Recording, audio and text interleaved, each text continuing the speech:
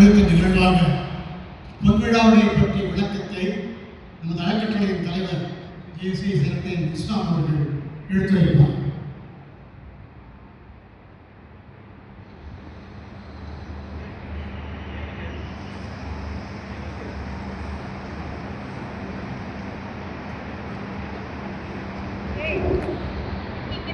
பொன்விழா கழகத்தினுடைய தலைவர்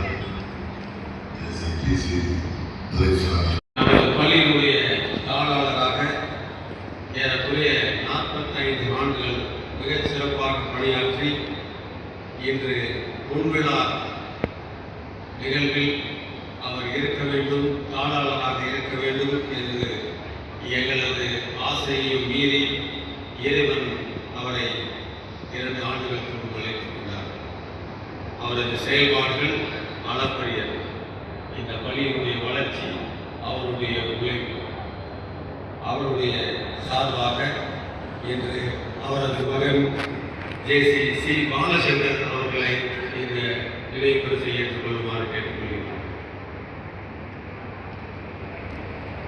திருமதி மேனகா அவருடைய முதல் மகள்